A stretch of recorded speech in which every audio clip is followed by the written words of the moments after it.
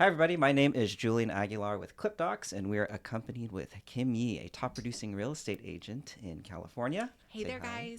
guys. Kim and I have been working together for about 3 years. Has it? I Yeah, think so. It's I been a while. might be four, but yeah. Okay, cool. So we've been I've been helping her, or my team and I have been helping her close transactions on the back end, and we've been through a lot of good and bad real estate The transactions. The ugly. ugly, and yeah, like we've learned a lot together.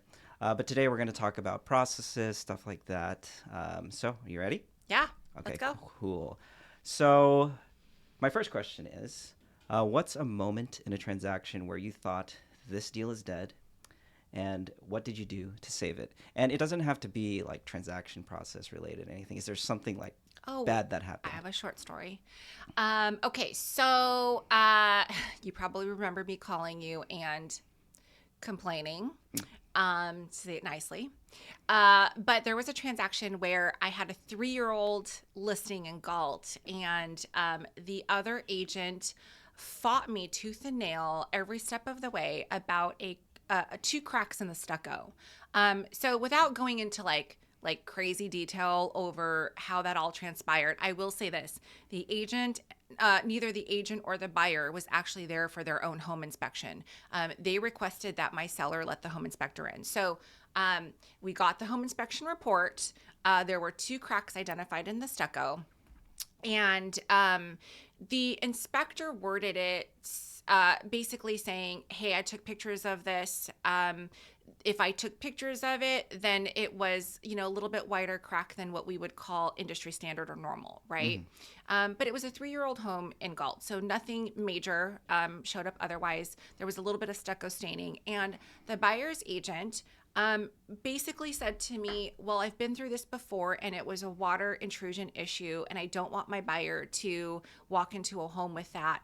And she went on to essentially coach her client into Mm. saying this is, a poor deal, and she drug out our timelines. So how did I address that? So I like to stay pretty calm. I'm always telling other folks, like the other party, I'm always telling them, please be transparent with me. Share with me what your issue might be, Mhm. because I can probably help you, right? Or I can at least diffuse the situation so that not everybody's panicked, right? So in my Mhm. situation, I have to do what's best for the seller in that case. And I ended up calling the home inspector, which the buyer's agent, had not done, despite having read his report. Didn't simply pick up the phone and call him. Well, Mhm. I called him, and he very simply said, "I remember that home, Kim. It was just last week, and I took pictures of it because, yes, the cracks were, a little larger than industry standard. Mhm. But if the buyer were there, I would have told them that all they really had to do was just silicone caulk and Mhm. paint, and they would be good." Mhm. But I went a little bit further than that. So I relayed that information to the buyer's agent, told her that I really advised her to talk to her own home inspector. But I also went ahead and had a stucco company come out and assess those cracks. I actually had two companies come out just to Mhm. have multiple opinions on what the deal was. Right? We squashed the issue pretty easily. Mhm. It really was as simple as, "Hey, like you can silicone caulk this and paint it. It's not a water intrusion issue." Mhm. The staining was simply from most oftentimes stucco, when it's not mixed well, when the builder doesn't mix it well, will Mhm. show some staining, and then usually they paint over it, but sometimes it'll bleed through. Mhm. So I was able to kind of diffuse that pretty quickly and close it. I mean, I could give you a ton of stories, Julian, on Mhm. where I think agents give up too easily. Mhm. Do um, you think really at the end of the day, no matter what happens in a transaction, even if the agent on the other side is not doing, what they're supposed to do, just kind of taking control of the situation and getting it closed out yourself, even though it sucks that you have to hold other people's hands, yeah, but sometimes you have to do it. we have to hold other people's hands a lot in this Hmm. business, Oh right? yeah, oh yeah, Yeah. I agree. So awesome, cool story. I hope you don't have more of those this year. I hope a lot of the agents, this Because year if are I better. have more of those, then you deal with it too. So, Yeah, you know yeah, what? It is what it is. yeah. We have to do what we have to do, and we have to get it closed. And of course, we're here to help you as well. Yep. So another question: if you could remove part of a transaction process from your plate, what would it be, and what would you do with that extra time? So this was a question that I told you was kind of hard for me to Right. think about because I do have you Mm-hmm. already, right? So you handle a lot of my compliance and paperwork and all Mm-hmm. of that. So I've taken that off my plate already. But after talking with you, I do think that there are some things like my scheduling. I know a lot of agents will have either their TC or their VA. Schedule their appointments, their listing appointments, their inspections, Mm-hmm. their buyer consultations. So if I could get on the same page with you on like how to do that and how you could accomplish that, and maybe I just give you access to my calendar and you can see Mm. what's available, and just give you some parameters on family time. I think that that would be amazing because I think that would a lot of times what we're doing is we're on the phone, Mm-hmm. right? I'm spending 15-20 minutes on the phone scheduling inspections, going back and forth with my Mm-hmm. buyer to see what their availability looks like, and then Mm-hmm. having to coordinate with the inspector. So Yeah, that yeah. would be awesome. That would be cool. That is something we're actually thinking about doing, and possibly hiring someone just to kind of figure that out and kind of get in people's calendars and see if that would be a help, right? Yeah, because that's Um, just the mundane stuff, right? how about like scheduling or kind of like setting up events too? Is that something that you Do would you give want to set up away? my events with No, me, I mean, Julian? Are you offering? no. Well, that would be cool, but I'm thinking like outside of the realm of what we could do for you, and if there's anyone is listening right now and they need that kind of help, or if someone's offering that kind of help, is that something that would kind of free up a lot of time for For you? sure, 100%.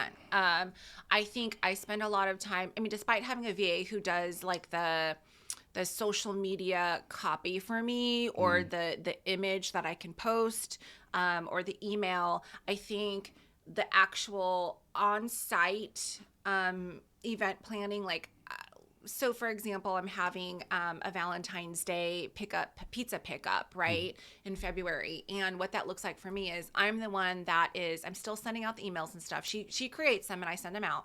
And then I have to order the pizzas, right? mm-hmm. I have to go pick them up. Right. I have to find the event space. And then I coordinate like the party favor or the pickup that my clients get to take away with their pizza. So if there was a third party that could help with scheduling the event, because I had to do that, right? I had to Mm. find the venue and then schedule the event, and help me with like those small tasks. I think that would alleviate a lot of stress. Gotcha, Yeah. gotcha. Awesome, perfect. Thank you for answering that question. All right, next question. What's a client experience detail you obsess over that most agents completely overlook? So I'm really, really particular about how I write my contracts. Mm. And I'm also a big stickler on timelines. Mm-hmm. I would say a lot of agents I know, I, this is um, gosh, it's so bad to, I feel like it's so bad to say, but I feel like our industry is, um, it's supposed to be time is of the essence, right? Mm-hmm. Everything is supposed to be very regimented, and you have deadlines, you have expirations, you Mm-hmm. have all of that. But I And it's feel all on a like contract too. it's all in a contract, but I feel like a lot of agents are very willy-nilly with it Mm-hmm. and don't follow those timelines. And I'm very, very, like, I'm a very big stickler on those things. So I'm uh, like I'm very much a rule follower. Mm-hmm. So I think I obsess over that. And but I will say that I think obsessing over things like making sure everything is, all my I's are dotted and all my T's are crossed, and the offer looks perfect is what helps me win those offers, Mm-hmm. right? Right. It helps me stay in compliance. And ultimately, staying in compliance means happy clients, Right. right? And you protect your clients too, right? Yeah. It also makes the brokerage happy too. Of If course. everything is Of going course. smoothly, it also Yeah. makes my job easier Yeah. too, right? Especially if when it comes to a timeline and a deadline is missed, and you're actually like responding and checking in too. Like we'll send a reminder, but at the end of the day, it's the agent that gives us the okay to Yes. remove a contingency. Yes. Right. But yeah. Thank you for answering that question. Yeah. Let's see. Let's give some advice to some agents. What advice would you give to an agent who's closing deals but feels overwhelmed behind the scenes? So I would say don't take as long as I did to hire a transaction coordinator.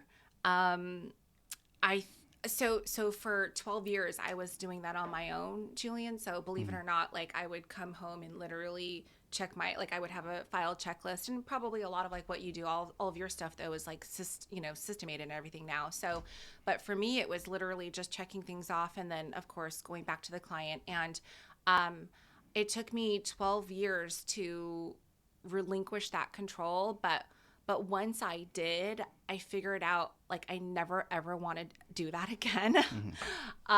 Because it was a time snatcher for sure. I will. It's well worth the fee for a transaction coordinator to alleviate that time constraint.